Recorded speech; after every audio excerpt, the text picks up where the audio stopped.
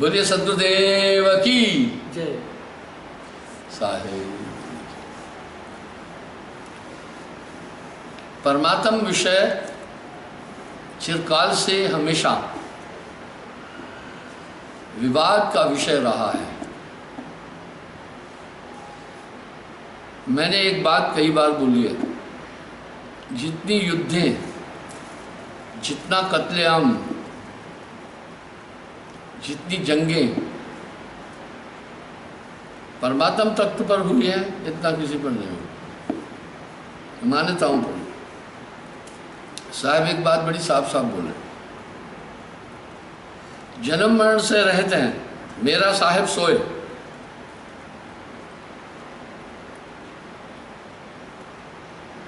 बलिहारी व पीड़ की जिन सर्जा सबको। साहब बड़ा साफ साफ कहें, आज समाज अनंतवाद में ऐसा उलझा हुआ है कि नित्य नए नए परमात्माओं का सृजन मनुष्य कर रहा है। हर जाति का एक परमात्मा, हर बरादरी का एक परमात्मा, हर कुड़मे का अलग परमात्मा, हर धर्म का अलग परमात्मा। साहब ने इस पर अपेक्ष किया, भाई रे जो दो जगदीश कहाँ से आए, कहो कौन ये परमात्मा।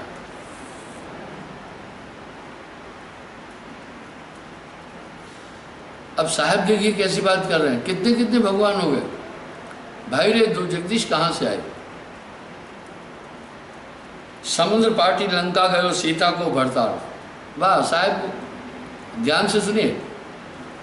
पाटने का मतलब है पुल बनाकर। लंका गयो सीता को भरतार, ताए अगस्त अचवे गयो इनमें को करतार। देखिए कितनी सटीक तर्क है साहब का। बोले अगस्त मुनि तो उसे पी ही गया था, इनमें से फिर कौन है करता।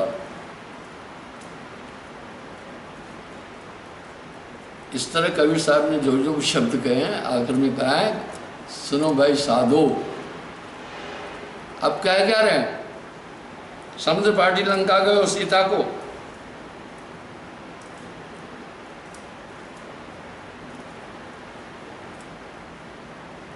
कितने सटीक उदाहरण दे रहे हैं। समुद्र पाटी लंका गयो सीता को भरतार, चाहे अगस्त अश्वे गए इनमें को करतार। बोला फैसला करो इनमें से भगवान कौन है। एक झंझट पैदा हुआ। अब लोग कहेंगे ये कबीर पता नहीं क्या क्या बोल के क्या उलटबाजियां। नहीं भाई नहीं, उनकी वाणी में तर्क है। गिरवर धायो कृष्ण जी द्रोणगिरी हनुमंत करें। गोवर्धन को कृष्ण जी ने उठाया और द्रोणगिरी को हनुमंत ने उठाया। शेषनाग धरनी धरी इनमें को भगवंत। बोला भाई लेकिन शेषनाग ने तो पूरी पृथ्वी उठाई हुई है, इनमें से कौन भगवान है। सुनने में जरूर अटपटा लगेगा, जब विचार करोगे तो इसमें बहुत सा वजन और सार निकल आएगा। मेरे कहने का ये भाव है कि भाव कितने सटीक दे रहे साहब।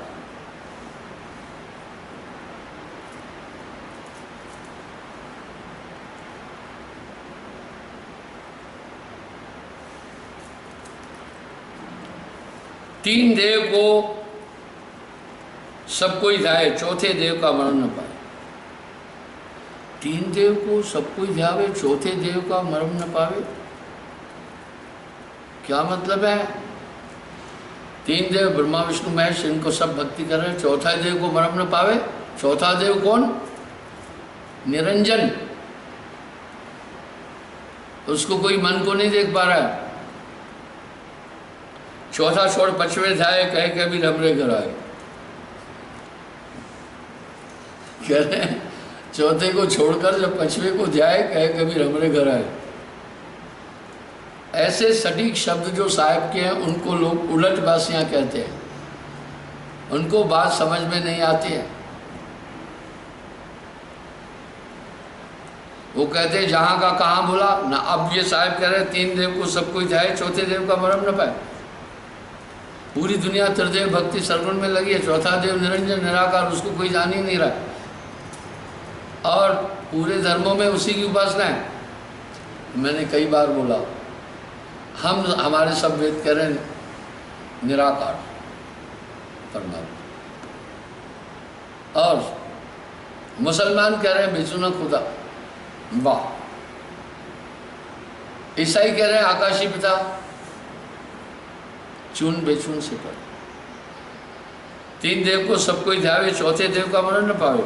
चौथा छोड़ पांचवें ध्यावे, कहे कभी नमरे करावे। पांचवा कौन साहब? बता, चौथे मन निरंजन से बाहर निकल। पूरे जगत को इसी मन ने भरवाया हुआ है। मैं आपको एक शब्द, एक बात बताना चाहता हूँ। साहब से पहले किसी ने निराकार से पार की बात ही नहीं की।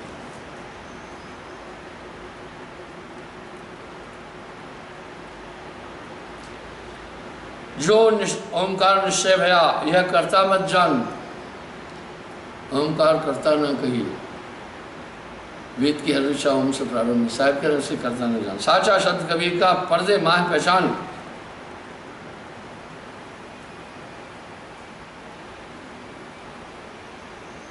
और वो सार शब्द ही करता पुरुष है। वाह! सार शब्द सतपुरुष कहा है। अलग अलग सब कोई कहे, अलग लखे ना कोई। अलग लखा जिन सब लखा, लखा अलग नहीं हुए। सब अलग अलग कह रहे हैं, और अलग लखा तो वो अलग नहीं हो सकता है।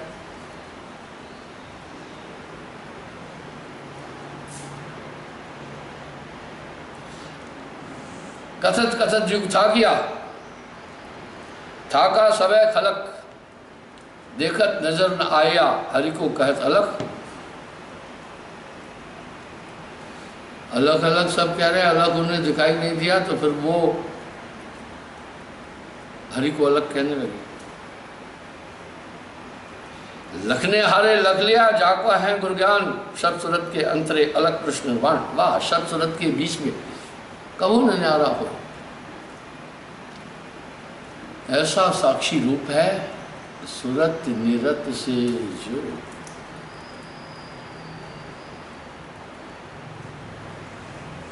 तीन लोग सब राम जपत, जान मुक्ति को धाम। रामचंद्र किया वशिष्ठ गुरु, कहा सुनाया नाम। तर्क देखिए, समस्त जगत राम की उपासना करता है, रामचंद्र जी की, और उन्होंने वशिष्ठ को गुरु किया। आपने देखे साहब के तर्क कैसे हैं। गिरिधर कृष्ण कहलाया, द्रोण गिरि हनुमान थे, शेषनाग पृथ्वी धरा, कहो कौन भगवंत। अब कह रहे भाई, कृष्ण जी ने तो गिरि पर्वत उठाया था, हनुमान जी ने द्रोण गिरि, और शेष पूरी पृथ्वी को उठाया हुआ। बताओ कौन इनमें से भगवंत हुआ। जग में चारों राम हैं, तीन राम व्यवहार।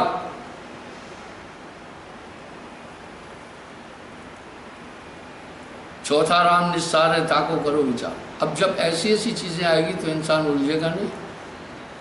साहब ने दिमाग की मशक के लिए कि तुम थोड़ा इन पर चिंतन करो, अपने शब्द करो। अब कौन है? एक राम दशरथ डोले, एक राम घट घट में बोले, एक राम का सकल पसारा, एक राम त्रिगुण से न्यारा।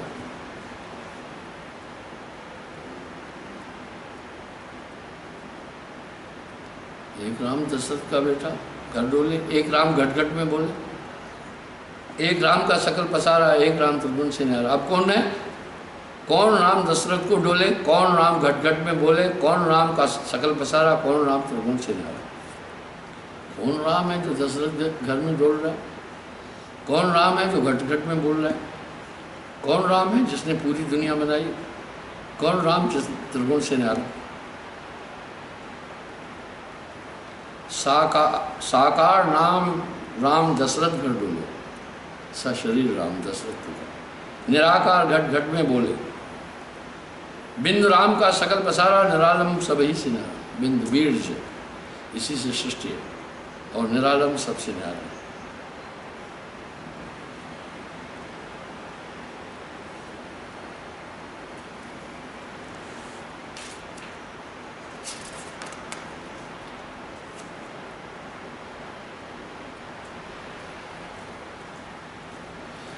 रहे निराला माडते, वाह,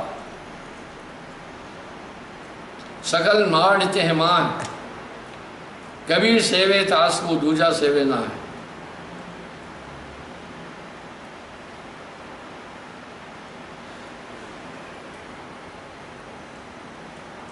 हम सब परमात्म तत्व के लिए कई भ्रांतियां अपने दिमाग में लिए हुए बैठे हुए हैं।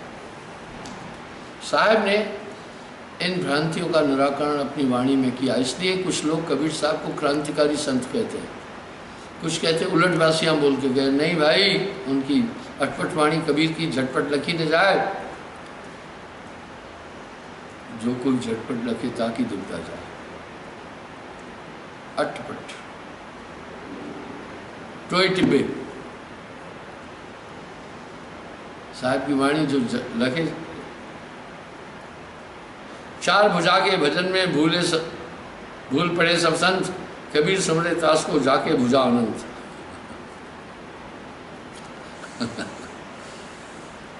अब साहब कह रहे हैं,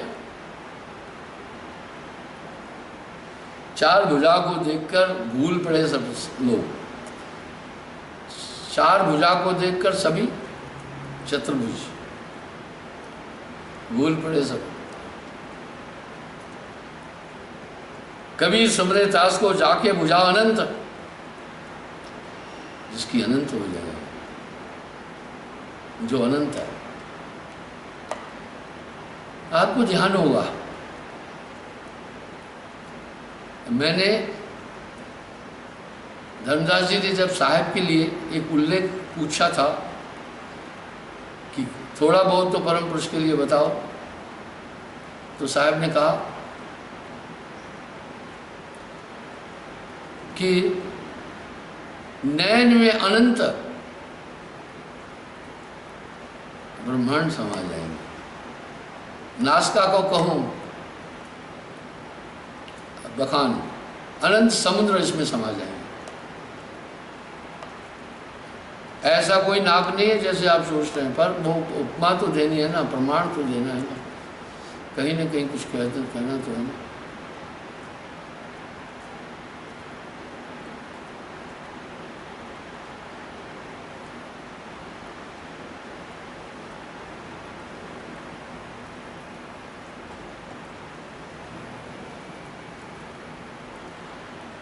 कहे कबीर चित चेत हूं,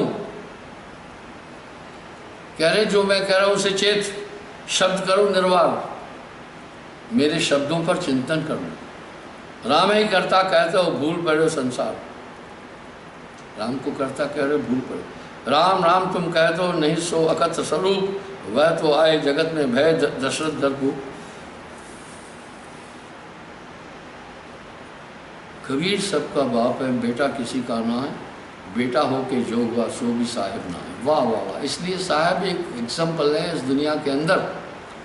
बड़ी बड़ी विभूतियाँ आई, सबने शरीर धारण किया।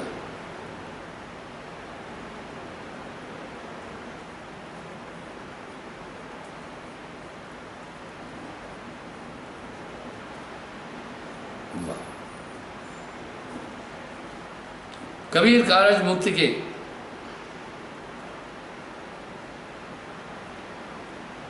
भक्त है दीन पठाए, कह के भी विचार के ब्रह्म न आवे जा।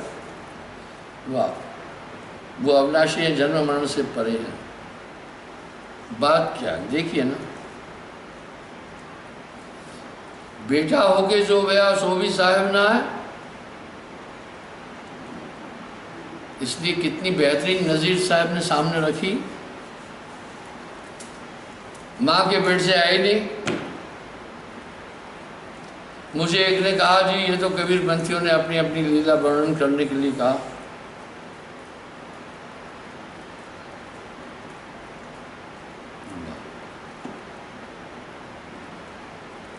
तो मैंने कहा चलो ठीक है, तुम इसको नहीं स्वीकार कर रहे तो एक मैं तर्क दे रहा हूँ।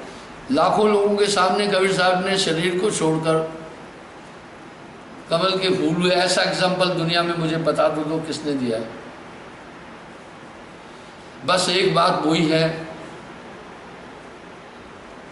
एक आदमी ने दिल्ली का रहने वाला था, बोला जो मुझे गीता का 18वां अध्याय का अर्थ बता दे, समझा देगा। 20 किलो दूध देती थी गाय, बोला वो उसको दे दूंगा। उसकी पत्नी बेचारी परेशान हुई। उसने कहा निर्बसीय तू कुछ काम धाम करता नहीं है, इसी दूध को बेचकर मैं बच्चों को पालती हूँ, पढ़ाती हूँ, तुझे रोटी खिलाती हूँ, अपना जीवन बसर करती हूँ। और ये भी गाय कोई आपसे ये लेकर गाय आपको 18वां अध्याय समझा देगा और गाय भी ले जाएगा, हम क्या करेंगे फिर? बंदे ने कहा अपनी जनानी को, अरे भगवान मत चिंता कर, मुझे कोई नहीं समझा सकेगा 18वें अध्याय का अर्थ। उसने कहा बड़े बड़े विद्वान हैं, पंडित हैं, शास्त्री हैं, कोई न कोई बताए। बोला सुन, मैं कहूँगा मैं समझा ही नहीं। वाह भाई वाह, समझे की मत एक है, जय समझाते हैं छोड़, कहे कबीर यह बीच की बलक और साहब के शब्दों में एक आयाम दिया है साहब ने काव्यता को, इतना सार है, वो तुकबंदी नहीं है।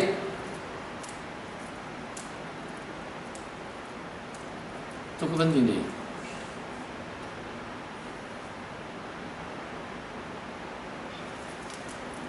अब आगे क्या कह रहे हैं सुनिए, हम करता सब सृष्टि के, हम पर दूसरा ना है। हाँ साहब क्या बोल रहे हैं?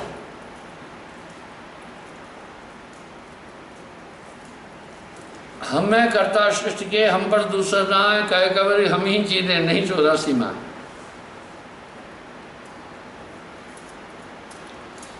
मैंने इस एक महान भाव पर मानहानि का केस किया, झूठी मूठी गोष्ठियां इधर उधर की एडिटिंग करके दिखाई, मेरे से तो मुलाकात नहीं हुई।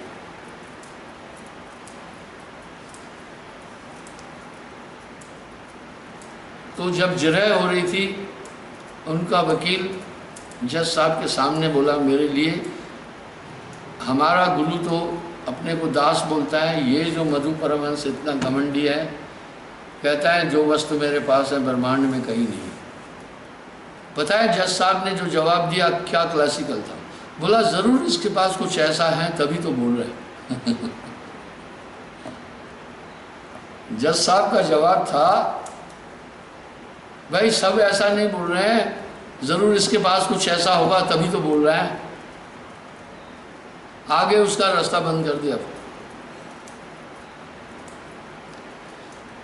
मुझे फिर उसने एक बात कही कि आप अपने को कहते कबीर का अवतार हूं। मैंने कहा आज तक नहीं बोला। बोला आपके शिष्य बोलते हैं। मैं बोला वो उनकी भावना है, जाके हृदय भावना जैसी प्रभु मूरत देखी तुमसे,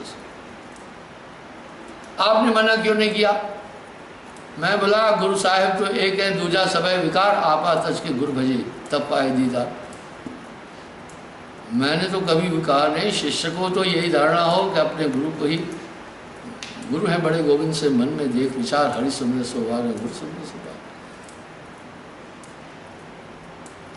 नौ सिखिए बालक की तरह लग रहा था। आखिर में मैं उनको कहा अध्यात्म में तुम्हें ABCD भी नहीं आती, सुप्रीम कोर्ट का वकील है। और वो स्वीकार किया, नहीं मुझे नहीं आता है कुछ भी। पहले मुझे कह रहा था तुम्हें कुछ भी नहीं आता। मैंने बोला तुमने मेरा मूल्यांकन किस स्केल से किया? तुम्हारे पास क्या पैमाना है? तो ये दुनिया ऐसी है।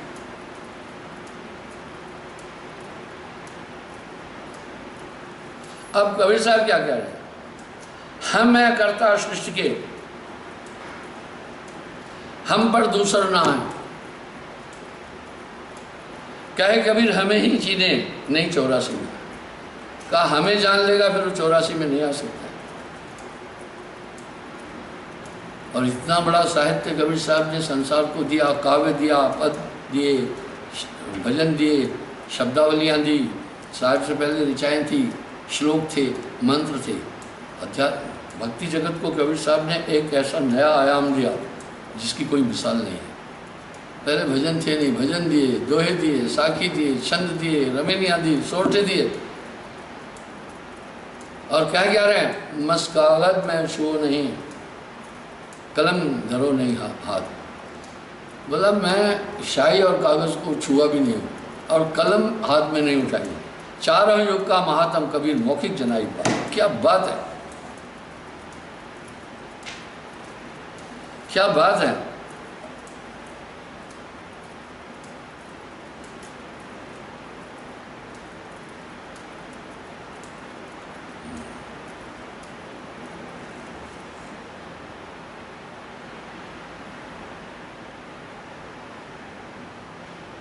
अनंत कोटि ब्रह्मांड में एक रति नहीं भार, वाह साहेब पुरुष कबीर हैं कुल का सृजनहार। साहेब सबका बाप है, बेटा किसी का ना है, बेटा होकर ओतरे सो तो साहेब ना है। पिंड प्राण नहीं था उसके, दम दे ही नहीं सीन, नाद बिंद आवे नहीं, 5 25 ना 3। वाह। तो साहब कह रहे हैं मैं रजबीरज के शरीर में नहीं आता हूँ जब भी दुनिया में आया। आप बताओ तो सही ऐसी शख्सियत और कौन है।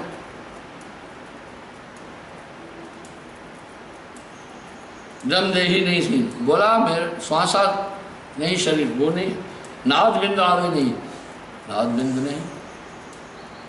माँ का रस पिता की बीज से मैंने 5 25 ना 3, न 3 गुण में मैं फंसता हूँ, ना 5 25 प्रकृति में। रेख रूप बिन वेद में, वाह वाह वाह, रेख रूप बिन वेद में, वेद कह रहा है उसका रेख रूप नहीं, निराकार। और कुरान बेचुन, और कुरान कह रहा है बेचुन निराकार। आपस में दोनों लड़े जाना नहीं दो दिन।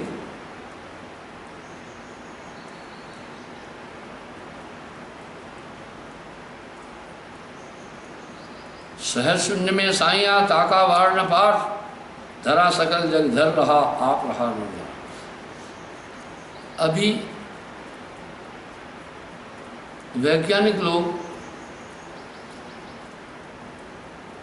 गॉड पार्टिकल पर बातचीत कर रहे हैं। मैं कह रहा हूं वो भी तुम्हारा भ्रम होगा।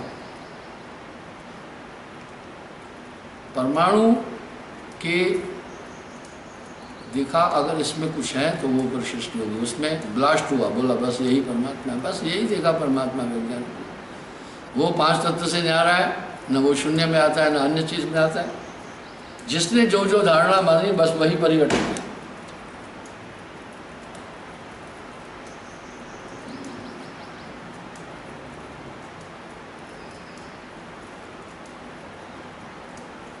देखन सर की बात है, कहन सरी की ना है। ये कहने वाला नहीं है साहब का अस्तित्व, ठीक है, ये देखने वाला है। जय जाना तय निकट रहा सकल घटपुर, इसलिए तो उसे अनर्वचनीय कहा, कहा।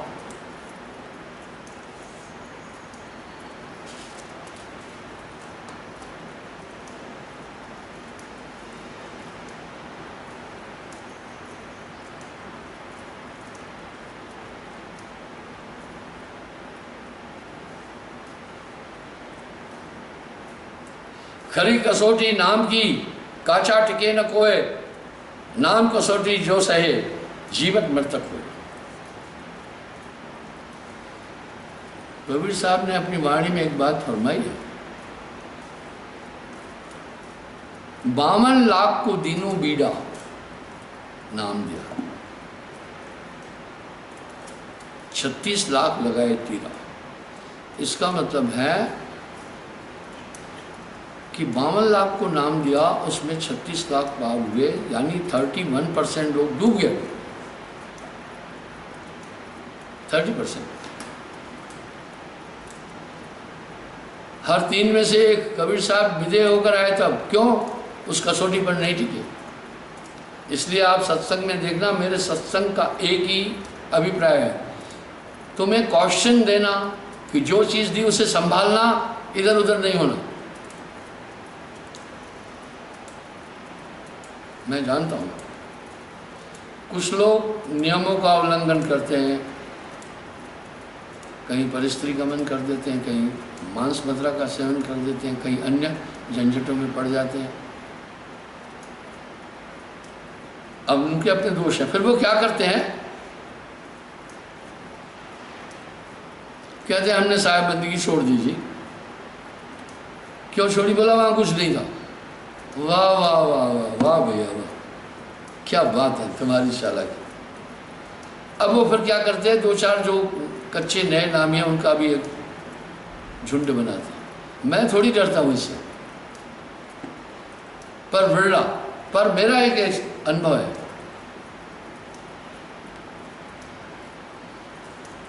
ये 5 दिसंबर 2020 में मुझे दीक्षा देते 50 सालों में। साहब की कृपा रही, यहाँ सेलिब्रेट करूँगा रंजनी मंदिर। ये 50 साल का अनुभव नॉर्मल नहीं है इस छोटी सी जिंदगी में। औसत आयु है 58 साल।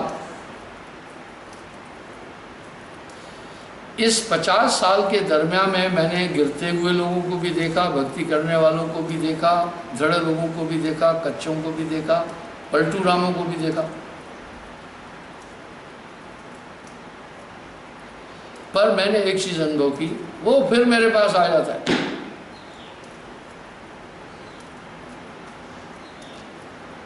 जाता है पांव के बल, आता है सर के बल। ये डरा नहीं रहा हूं,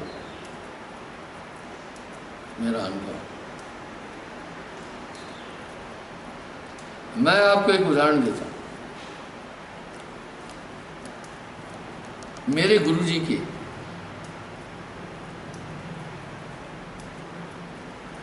3 भाई थे।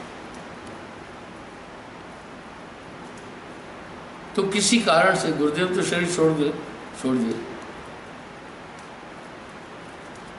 परिवार को मुझे कहा आप नाम देना, घर का जोगी जोगड़ा, आन गांव का सिद्ध। मैंने कहा ठीक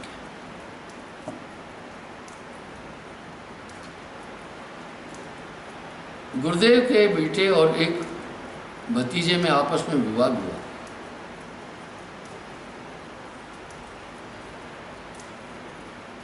जब विवाद हुआ, विवाद किसी तरह नहीं थमा।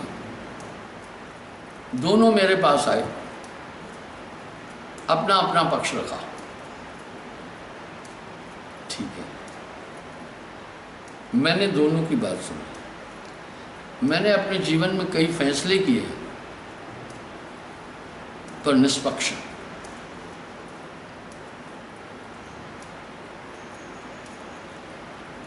एक हाईकोर्ट का जज साहब सॉलिसिटर जनरल था, एडवोकेट जनरल था। उसकी अपॉइंटमेंट हो रही थी जज में, हाईकोर्ट की। मुझसे राय ली कि गुरुजी वकीली में 4-5 लाख रुपया महीने में इनकम है, जजी में इतना पैसा नहीं। ऑनेस्ट है, बहुत ईमानदार।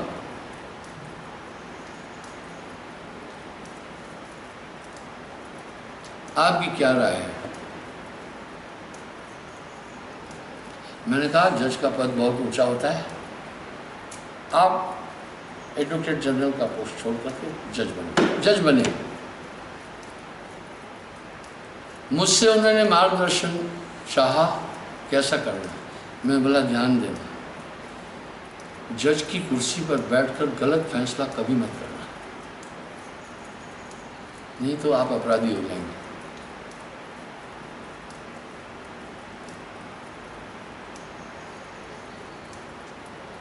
क्योंकि आदमी न्याय के लिए वहां जाता है, इसलिए गुरुजन कभी भी पक्षपात का फैसला नहीं करना चाहिए, फिर वो अपराधी है। मैं कहा तुम्हारा कॉन्शियंस भी तुम्हें कुछ कहेगा, सिर्फ तर्क वितर्क कुछ नहीं होते। अब तो तुम्हारे पास नाम की ताकत है, तुम्हें सही और गलत का पूरा अनुभव भी होगा।